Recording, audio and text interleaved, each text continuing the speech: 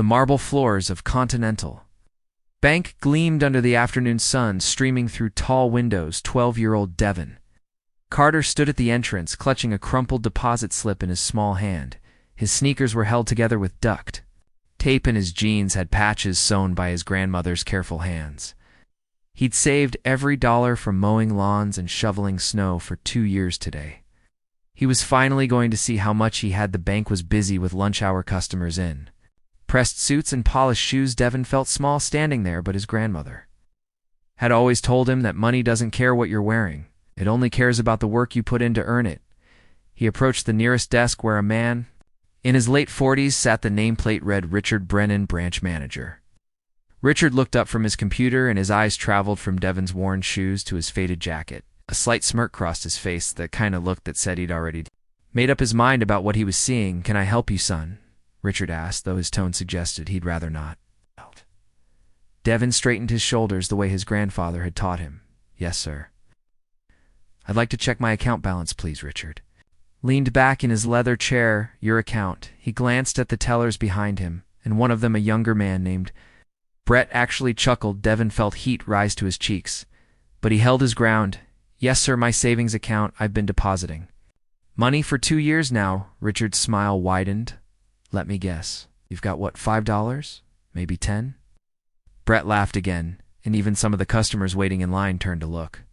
But Devin noticed something else. Not everyone was laughing. Patricia Morrison, a senior teller in her early 60s, stood behind the counter with her arms crossed. She'd worked at this bank for 37 years.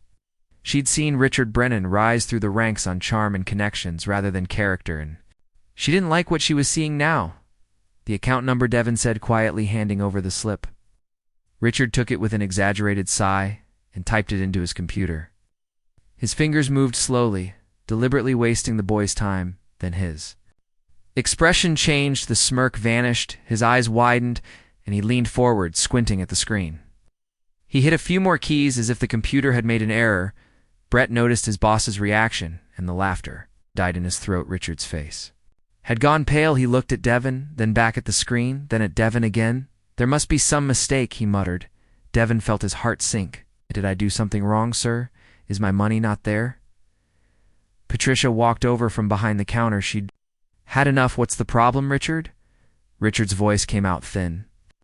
"This account shows a balance of $47,312. The lobby went silent.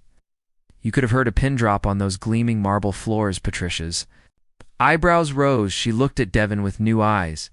"May I see?" Richard turned the screen toward her. Patricia studied it carefully, then looked at the young boy standing there in his taped-up shoes. She saw the transaction history, dozens of small deposits. $10 here, 20 there, sometimes just 5, but they were steady week after week for nearly 2 years, and then she saw something else. Each deposit had grown. The account had been invested in a high-yield education savings program. Every dollar Devin had earned had been working for him, multiplying slowly but surely. "How did you do this?" Patricia asked, gently kneeling down to Devin's eye level.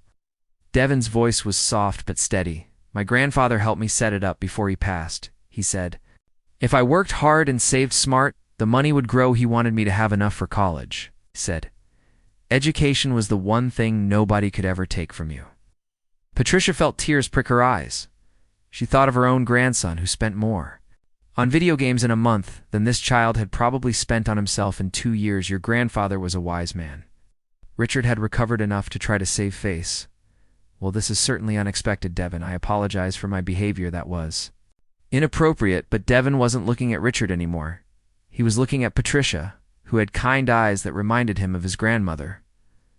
"Will I have enough for college?" he asked. Patricia smiled. "Sweetheart, if you keep going like this, you'll have enough for college and then some." A woman in line spoke up. She was in her 60s, wearing a simple dress. "I'd like to make a deposit into this young man's account. How do I do that?" Richard started to protest, but Patricia cut him off. "We can set up a donation system. Anyone who wants to contribute to Devin's education fund can do so." Within minutes, people were lining up. Not to do their own banking, but to add to Devin's account. A businessman in an expensive suit put in $500. An elderly man on a walker contributed $50. Even Brett, the teller, who'd laughed earlier, sheepishly added $20. Devin stood there overwhelmed. He'd come in just wanting to see his balance. He hadn't expected this. Patricia stayed by his side the whole time, making sure he was okay. When the crowd finally cleared, Richard had disappeared into his office. Patricia later heard he'd requested a transfer to another branch. Some lessons come harder than others, she thought as Devin prepared to leave. Patricia walked him to the door. You did something remarkable, she said. Not just by saving your money, but by showing all of us what real wealth looks like. Guys, It's not about the shoes you wear or the car you drive. It's about character and discipline and having a goal bigger than yourself. Devin smiled. That's what my grandfather used to say. I miss him, I know you do, honey. But he's still teaching you. And today you taught all of us something too, as Devin walked out into the afternoon. Son, his shoes still taped together, but his head held high. Patricia watched from the window. She thought about her own life. She'd worked at that bank for decades and had seen countless people with money, but very few with Devin's kind of wealth. The story spread through the community. Local news picked it up. A scholarship fund was established, and Devin's grandfather's name, Richard Brennan, eventually left banking altogether. Brett, the young teller, started volunteering with youth financial literacy programs. He said he never wanted to judge someone by their appearance again, and Devin, he kept mowing lawns and shoveling snow. He kept making his deposits, and 8 years later, he graduated from State University with a degree in business. He came back to Continental Bank on his graduation day in his cap and gown. Patricia was still there now, the branch manager herself. They hugged like old friends because that's what they'd become. Sometimes the most important transactions in a bank have nothing to do with money. They have to do with seeing people for who they really are and giving everyone the respect they deserve. No matter what their shoes look like, if this story reminded you that character matters more than appearance, please give it a like. Share this with someone who needs to hear that dignity and respect should be given freely. Subscribe for more stories that celebrate the human spirit. And comment below about a time when someone surprised you or when you learned not to judge by appearances. Your story could change someone's perspective today.